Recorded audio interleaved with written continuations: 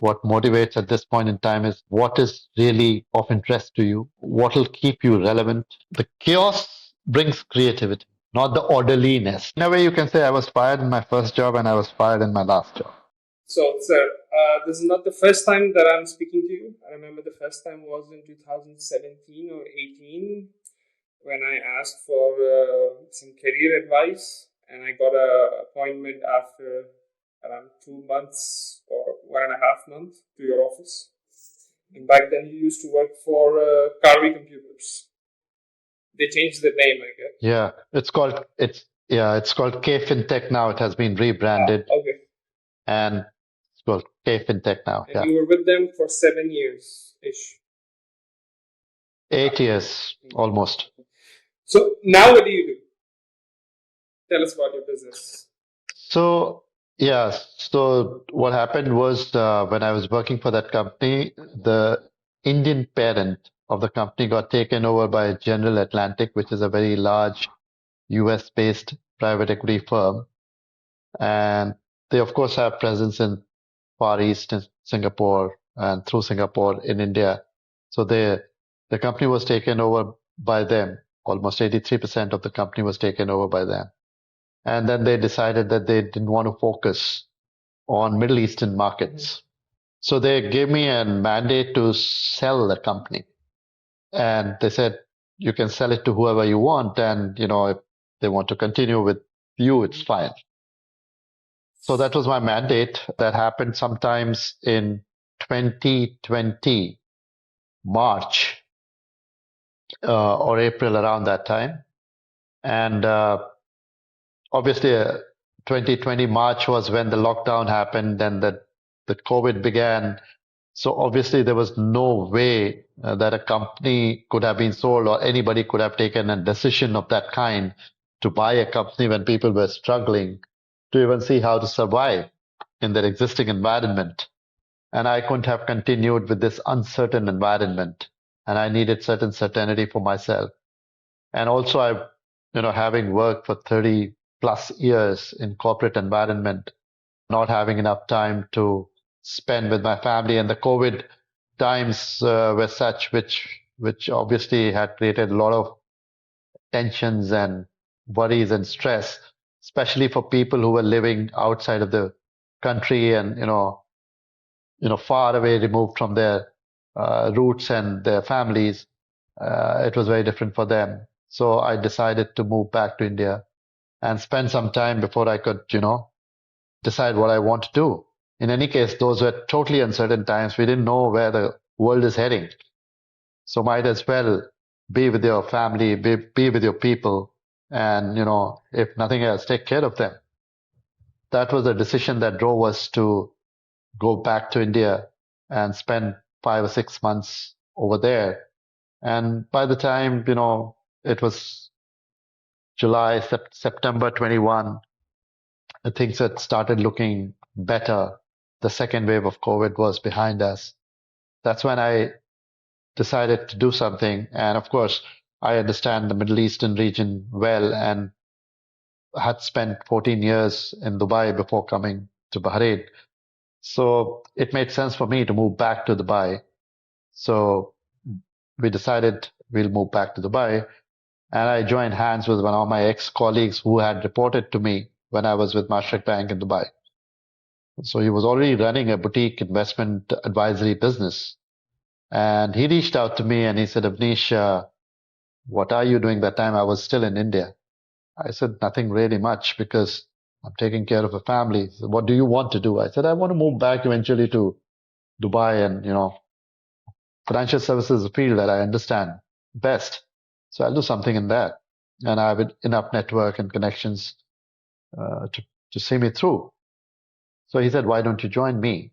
I already have it. So I evaluated that option for a couple of months and then it looked fine to me. And I knew him for 15 odd years. He had worked for me and I knew his energy. I knew his passion. I knew his, honesty and integrity, these are the two values that I value a lot. So I joined him. And since Jan 21, 22, I'm sorry, I moved back to Dubai And of course, I'd started working with him since September 2020, but eventually moved to Dubai because COVID had just ended, and we said, okay, now let us move around, meet people whom we have not met in India. There's so many people. While you're working in corporate life, you don't get enough holidays to go and visit people. So we took that time off to visit everyone, and then moved back to Dubai in Jan 2022. And since then, we've been doing this investment advisory, fundraise for startups, not very early stage startups. We normally look at startups at which have proven themselves and have started earning already for 4, 5, 6 years into business.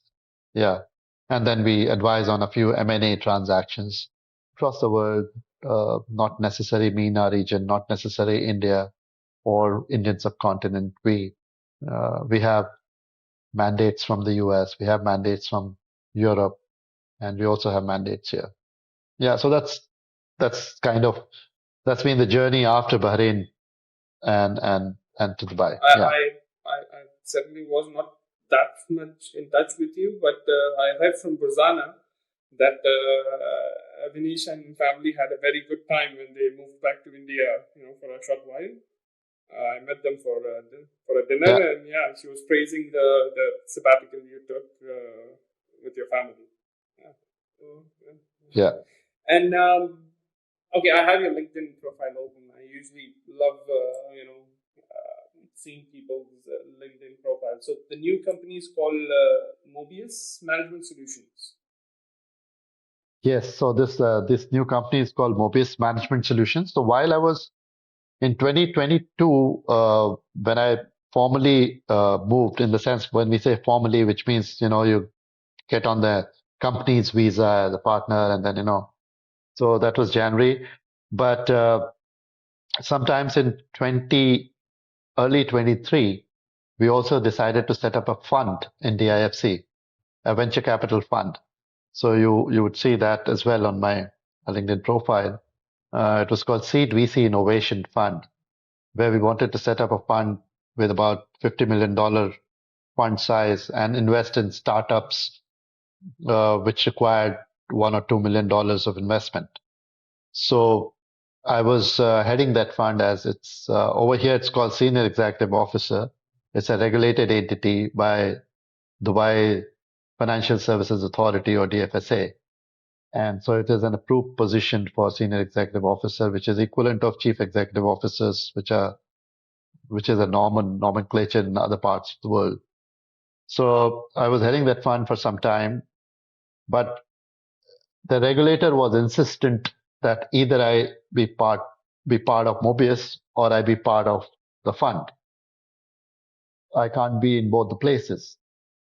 So I made a conscious decision to leave the fund and focus more on Mobius because we had far more interesting assignments to do here than run a fund, which is more administrative and less, uh, you know, intellectual.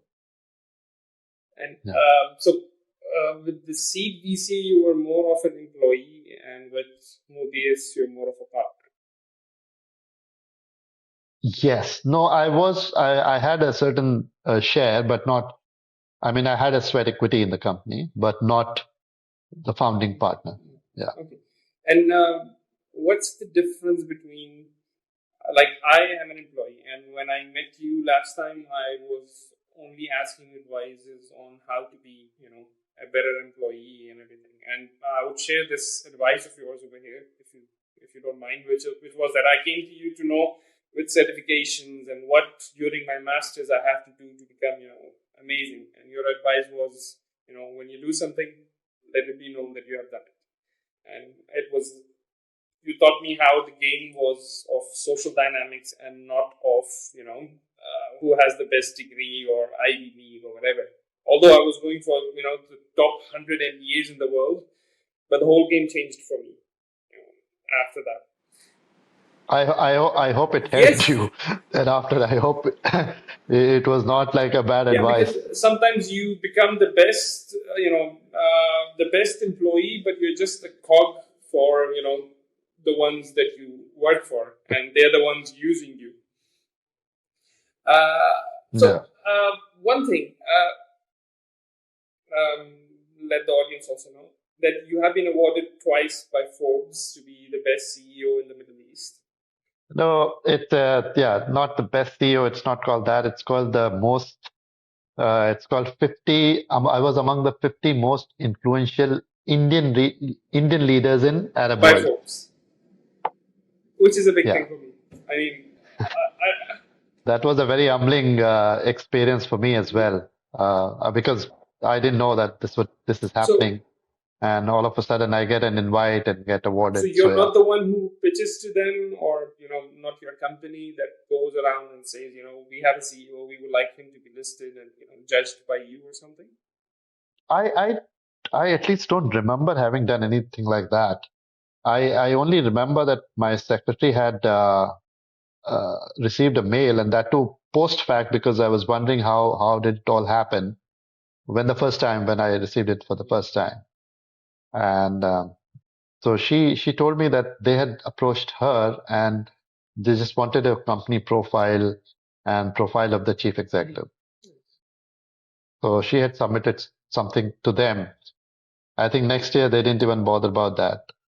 First year, I think it was because first year when I got the invite, I didn't even go to attend the function because I said, okay, fine, they've invited me, but uh, when it came in the newspapers and everywhere, and I saw my name, then only I realized. So I called them. I said, well, I didn't know this. So he said, yeah. I said, when you sent me an invite, you didn't tell me that. They said, no, we wanted to keep it as a surprise. Mm-hmm. So the next time when I got the invite, I came. I went to the And function. you were selected the second Yeah. time as well. Yeah. Yeah, but they didn't say that. I mean, I just got an invite, so I assumed because the first time when I got the invite, I didn't assume. And I thought, okay, fine, it's a function. I do get invited for all such, elite functions, so it must be just one of them. And why would I travel all the way from Bahrain to Dubai to attend a function which is just a networking kind of an event? This is what I thought. I didn't know that I'm going to be, felicitated on the stage and given this award. So, so yeah, so first time I didn't know, but only when I saw my name in the newspapers and on their website and uh, they sent me a email also later on, Mm-hmm. and they said they missed me in the function, all that. So next time when I got the invite, I was quite sure that it's for that. Mm-hmm. Okay. So I personally am also gravitating more towards not being a good employee, but doing something for my own self. Like, I mean, how long will I work for? 50, 60 years of my life. So, now I see you doing that. Like, for example, you have moved from being an employee, the best or most 50 most influential ones, to now being, having a stake or doing something of your own, something that you enjoy more. So, what's the difference? A significant difference, very, very significant difference. Because, when you are an employee and especially towards the later half of your career when you're in very, very senior positions and, uh, you know, first of all, there's your own capability. That's one thing. Then on top of that, you have a brand name, corporate that's behind you. So things are not difficult. So when you reach out for business to anyone or when you want to connect with someone, your individual credibility is one thing. The organization's brand name is another thing which helps you get into that, you know. But when you're on your own, you have to solely depend on your own ability and your own network and your own credibility in the market, and you don't have a big brand supporting you from behind, you know. So it's difficult. It's not an easy path to choose if you want to be on entrepreneurial. journey. But I think, as I once talked to you about, I'm at a stage in life where I don't really have to work too hard, which every entrepreneur has to. So I could choose, you know, what I want to work on, what I don't want to work on, because at this stage of life, money is not a motivator. Uh, what motivates at this point in time is what is really of interest to you, what will keep you relevant, and what will keep you engaged, productively engaged. That's more important at this point in life than simply chasing the material world. So to that extent, but yeah, those who are starting their entrepreneurial journey early in life, let's say 30-year old, 35-year old, or 40-year old, they have their bills to pay, they have their children to raise, they have their, you know, they have to put their food on the table. So yeah, their journey is very different, would be very different from my journey at this point in time. And they obviously will have far more tough life and stresses of entrepreneurial journey than I'm having right. I'm having a good time, frankly. Okay. Other than that, you have your creative thing on the side that you work on, which is that you write on LinkedIn. When did that Yeah, start, and how did that it's start? well, it started sometimes in 2013 or 14 when I came to Bahrain. And so when I was in Dubai, my geography of influence from the business perspective was UAE. But when I was in Bahrain, I was head for the whole of Middle East. I was CEO for the whole of Middle East region, and I had to reach out to people whom I had not reached out to, who were outside of Dubai. So I became a little more active on LinkedIn around that period, and therefore, uh, among other things that I could do, I could also write. So, before moving to Dubai, I was heading investment research in Citibank. So I used to write a lot of research papers. So I had that background and I had that kind of experience to, you know, do a lot of research, and based on that research, I write something which is simple for people to understand and not, put it in the jargons, which sometimes people use in order to look intellectual or, sound different from others. But I didn't want to sound different from others. So I wanted to use a simple language people can understand. In fact, one of the articles I had written on LinkedIn was about why people should not use jargons. Yeah. So, so I started writing on LinkedIn. It did help. I got a lot of views, and some of my articles were more engaging than the others. Some which I thought would be engaging were not engaging. So you don't know what works, what doesn't work. Uh, so yeah. I agree to that. And when COVID happened, I started writing poetry Uh, because I had enough time on my hand and the mental status. A, a poet is always someone who writes when he's worried, when he's not happy. The poetry comes out then. And I think that was a period when, because after that period got over, I never wrote a poem. I can't write a poem anymore because I don't know. I mean, maybe somehow writer's block, call it whatever, but probably that was the time when the thoughts came quickly. I mean, it was much easier doing that.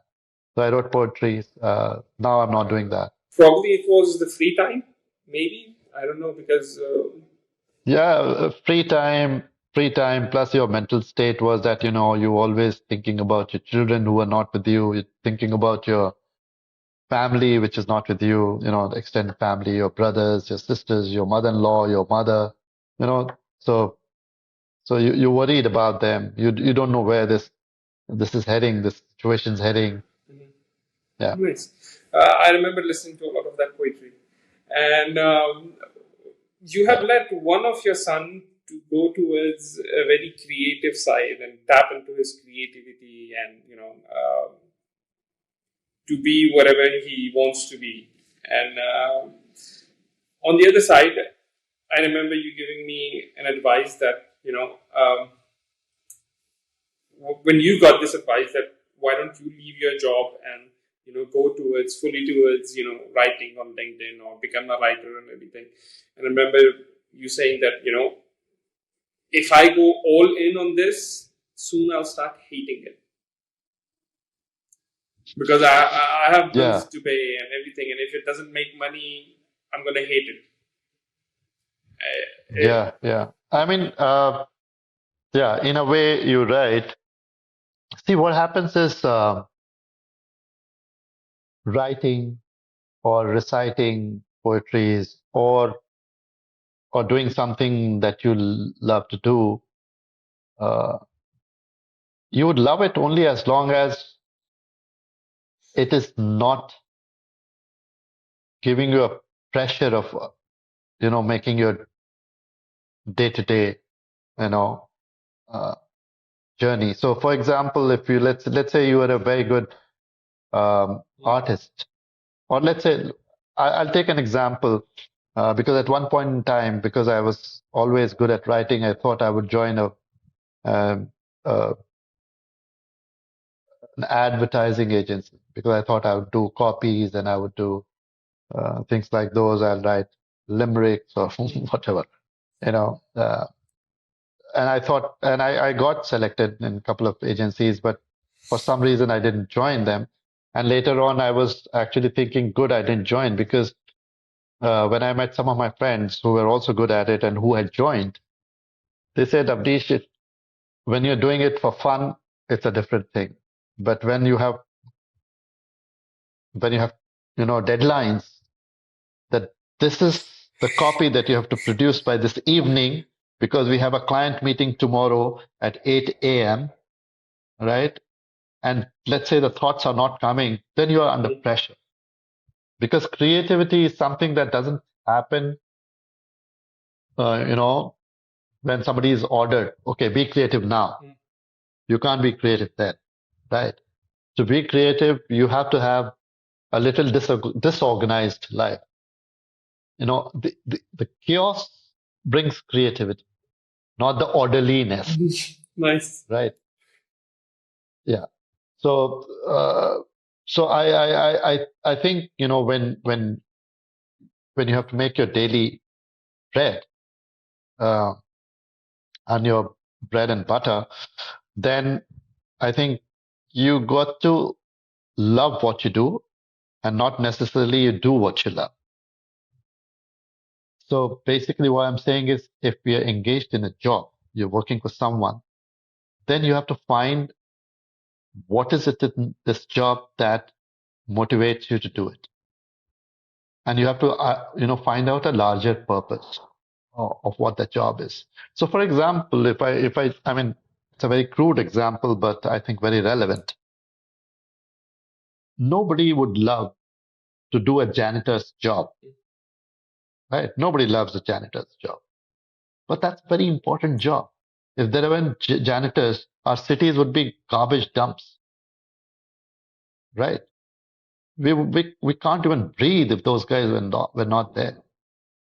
So so so so there was, I mean, it's a story, of course, not a real life example, but there was a janitor who's when he was asked, you know, what motivates you to come and clean the place every morning.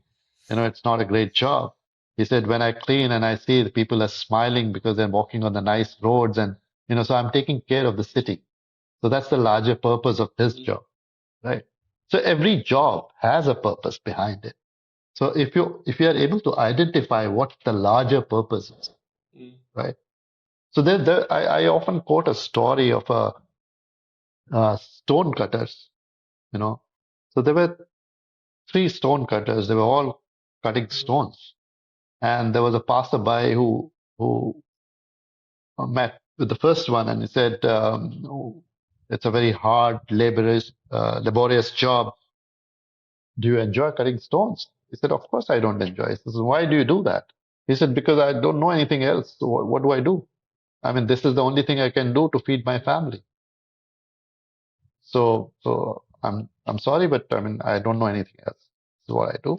This is what keeps my family, put food food on the table for my family." So when the second stone cutter, he said, "Why do you cut stones?" He said, "I want to be the best stone cutter in the world. I would, you know, sharp. I'll create beautiful things out of it, and I'll be the best stone cutter, and I want to get there."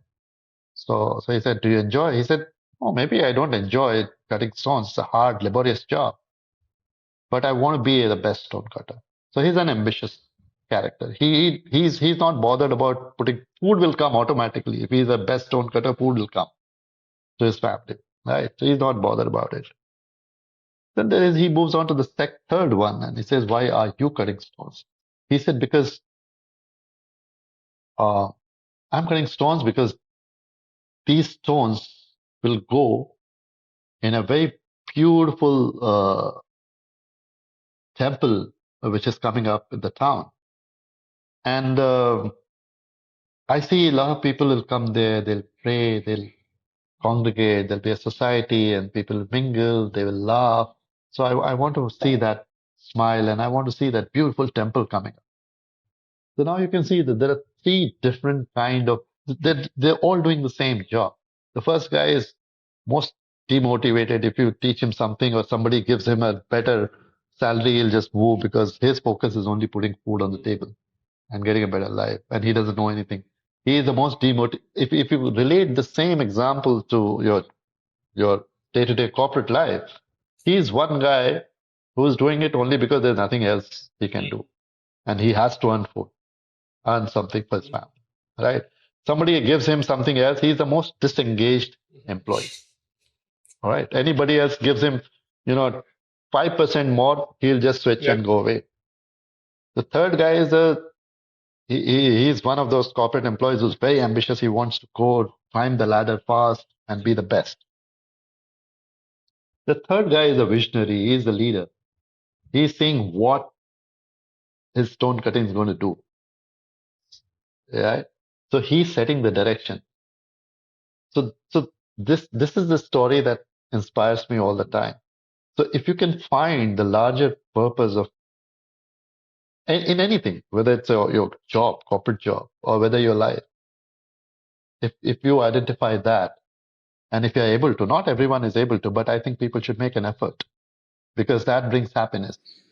Yeah, I definitely agree with a lot of things. Actually, personally, I got bored in my job after 12 years. It's going to be almost 12 years, and it became very routine and boring, and it was killing me from inside. And that is one of the reasons I started this podcast, making videos and writing online. And I was reading something that I can do more if I come from a place of security than scarcity, which is like by keeping my job and then developing myself until it takes over, the finances and everything. It would be better to leave then than, just leave and go for a side hustle. And I remember seeing a drawing, an image made by PJ Milani. I'm following him on LinkedIn. And he has made this cage under inside there is an employee sitting. And there's another cage next to it. And the employee in that is just, jumping around, playing around the cage and inside, outside. And it says, for some, the job is a jail, and for some, it's a play. And I remember next day going to work, and I was playful with a very playful attitude that it's fine, it's a game, yeah, Yeah. let's enjoy it. So Yeah, so actually, that's very important. Whether you're doing a job or whether you're doing, if you're not enjoying it, or if you're not finding reasons to enjoy it. uh, Now, I worked for 33, 34 years. There have been times. I mean, let's be honest. You can't. if you say that, you always enjoyed your job, you always found reasons to, always found purpose, then you're faking it, then you're not being real. So there would be times, tough times when you won't know where you're heading. Okay. But those are the times when you have to get that mental, Grit. yeah, strength and sanity and the grit. And you have to think, okay, fine, this would pass on. There are always, times. The only thing that's constant is change. So what exists today will change tomorrow. The good times are never remain good times. The bad times never remain. So there is a cycle, and as you probably this also comes with experience. When you age, when you've seen life behind, you realize that uh, you realize it even more. True. So, okay, I remember you telling me the story, and I'll narrate it. If you want to take over while I'm narrating it, you can. Um, that when you got your first job as an engineer, working for Bharat Petroleum, which used to be Royal Dutch Shell, and it was nationalized by the government of India to be Bharat Petroleum, and you worked there for a number of years before for 1 year. 1 year. Okay, and you were fired, and that was the first firing of that company in 30 years. Yeah, yeah, yeah. So, yeah, yeah, I yeah, don't know if that you want to was. share this. Uh, On yeah, yeah, yeah. it's fine. Yeah, so you know what? I think I mentioned to you once that I became an engineer not really because of my choice, but in our times, in order to have a job security, you needed to be something which will ensure that you'll have a job, right? So engineering, medical profession, and then of course civil services, where you become district magistrate or IPS officer, police officer. So unless you or maybe a probationary officer in a bank. So there were like very well defined four fields that you can get into: civil services, banks, probationary officer in the banks, and banks again were all nationalized banks that time, all government banks in our time, no private banks except Citibank and Standard Chartered, only two private banks, international. And then third option was medical, fourth option was engineering. Everything else was big no-no for anyone who was good at studies. Fortunately, I was good at studies. So I chose engineering because I didn't quite like biology. And people who went into civil services, they were mostly arts graduate. You have to be good in history and economics and political science and geography. I was not good at that. I was more good at science subjects. So, but within science, I didn't like biology. So medical was out. So engineering. So I joined engineering. I got selected, interview process and everything. So, but when I joined Bharat Petroleum, and being a chemical engineer, it was a dream job because if you're a chemical engineer, you get into a refinery or a petrochemical company. There's nothing better. Every chemical engineer aspires to be there, and I got it. I was lucky. Again, went through the written exam and interview and First job. got it. But that's all first job. Yeah, soon after engineering. I was an engineer trainee there. I think in the history of engineer trainees in Bharat Petroleum, nobody would have been fired. But Nobody ever I wanted to be with I such had a big name and first job. And, Yeah, so what had happened was what I didn't like about them that they had a very British culture because it was a shell company. So the management and we were part of the management. So we had a different mess, for the food in the afternoon because you are there for the full day. And of course, it was always open, so you can go and whenever you feel like eating, you can just go and eat like tea, coffee, and snacks will always be available throughout the day. And lunchtime. it'll be a proper lunch, which will be served by waiters on your plate, and you have to change from overalls to your formals and then go. It's a very, very British culture. You'll be served by liveried waiters. Yeah. Can I get And a job there? yeah, and then there was supervisors and workers who will have a different canteen where they will all sit in overalls and they will not be served. So you go there, you take your plate and they will pour everything into it. Then you come back to your seat and you eat, you know. Yeah, it was more like a hostel mess. So that's how their canteen was. And I didn't quite like it. I used to raise this very often. And reason for raising that was because of this divide, these people were not cooperating with the engineer trainees. So we used to go there as trainees and we were supposed to learn from them because they knew the best. They knew which pipeline is going there, which valve is fitted where, and how much to open the valve, how to control it from the control panel, because they've done it all their lives. We've just, studied engineering and went there, and we're learning from them. And a year later, we become their boss in the same plant. Okay, so they're your teachers, and then you are commanding them. So there was a very strong divide, and the union over there was very strong, and they didn't like the management at all because of again these kind of divides. You have a different mess, you have a different, you know, uh, working conditions. Uh, the workers will all sit in in the each plant has a kind of a there are many plants right within a refinery. So each plant will have its own control room, and the manager, which would be us after 1 year of training, sitting in a air conditioned cabin, and they will be that will also be air conditioned, but they'll all be in like one huge room, 20 people, 30 people. Some people will go out and check out. So this is how it was, and so these guys would not teach us.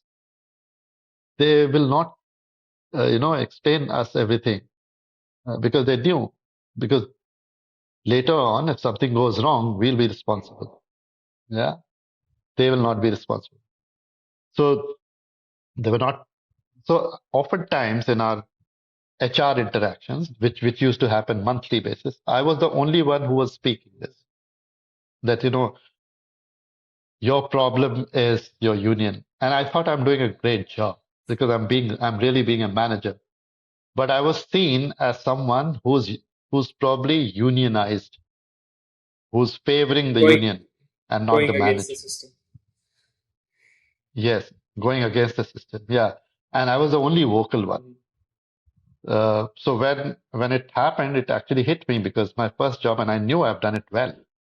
So why me? And there was 39 other engineers. 40 engineers were taken in training. There were 39 others, and I knew some of them were not anywhere near what I could be. But everyone got in. Why I'm singled out?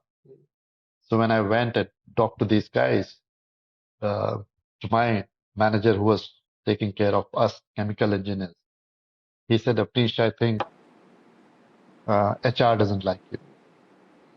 So I said, why don't they like this? I said, what about you? He said, no, there's 6 people under me from the chemical engineering side. I have recommended all 6 of you. Uh, and all of you, I think, deserve it. Uh, I don't know. This is the first time I'm seeing any engineer not being confirmed in a regular employment. So he said, even I was surprised. So I went and checked why is it? Why is one guy being singled out? And they told me that you might favor the union more than the management going forward. So I said, fine, so be it. I said, okay, fine. I mean, maybe, and I also, one thing I realized that, more than uh, the chemical engineering part of it in the plant, I was enjoying more my interactions with the people around, not not the job so much. And it was a hard job. It was not a tough job. In some places the temperatures used to be like 80 degrees. Out ambient temperature will be 80 degrees, 90 degrees in your overalls. You're around. It was a tough one. So I decided to quit and did my MBA and switched completely from engineering to financial services. Sometimes you have to be pushed. So as I said, everything happens for good. At that point in time, you don't realize it. But later in life, when you look back and you say, oh, great. If this hadn't happened, I would have been, because all those, out of all 39 engineers who joined, 30 retired last year. Ooh. So they worked all their life. Only nine, yeah, and nine people, they just moved from that refinery to some other refinery and some other refinery. So one guy came here to ADNOC in Dubai. But yeah, again, it's a refinery job. So I would have been engineer all my life, You wouldn't have doing the same thing. no change, Yeah. no nothing, and No, nothing, because the life is comfortable. You get into your comfort zone. They give you a bungalow they give you a apartment. Then as you move up, you get a bungalow, then bigger bungalow, and then you have a fantastic golf course. You have fantastic clubhouse within the premise because, you know, otherwise, why would you stick? And that's how they create the comfort zone for people, and that's how people end up spending, all their lives in a single plan. uh, I remember the poetry of Yeah, Iqbal. He said, "खुदा तुझे किसी तूफान से आशना कर दे." Like, may God make you meet a thunderstorm or something, so that your life changes. So that you may develop yeah, and you don't remain, the same person. May your life be disturbed a little yeah. bit, so that some change might. So in a way, you can say I was fired in my first job and I was fired in my last job. But the So not technically. If I had been able to sell the company, probably I would have been. I don't know what would have been. Uh, but yeah, but the Bharat Petroleum one was the first firing that they did in 30 years or something such. no, I don't know how many years. I mean, that my boss, who was a very very senior guy, he said, at least I haven't seen any engineer trainee not getting confirmed employment. He said to some it has happened after 3 4 years of working. Mm. If they have not, if they, he said, but that was also rare because it was a nationalized, it was a kind of a government, semi-government job. So in the government jobs, nobody gets fired. So he was saying in my whole career here, I've seen only one one guy, that too after 4 5 years because he was just not doing anything. So True, yeah, government jobs don't let you leave unless you yeah, really want to. So there are many examples around you I can discuss. Like, for example, even your daughter-in-law, she's very creative. I read on LinkedIn she created a book which is yeah. Now it's in Guinness Book of World Record now. Yeah. um, you can talk about her, but I'm very much interested in how you led Akshat to go completely to his creative side, and he's being successful. I don't know if he's still continuing because yeah. He's So Yeah.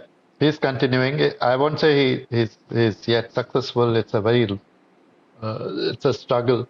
It's a very huge struggle to make a mark in that field because there are too many people and there's a lot of other things. You got to be knowing the right people, being at the right time in the right place, and there are too many coincidences will determine your success apart from your abilities and your talent. even in the creative field, Um, being an actor, yeah, yeah, yeah, yeah. Because acting is because this.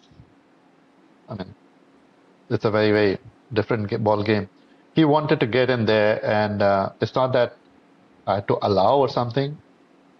I just he wanted to get there, and I was very happy that there's someone who's wanting to follow his passion and not bothered about the consequences, willing to take risks.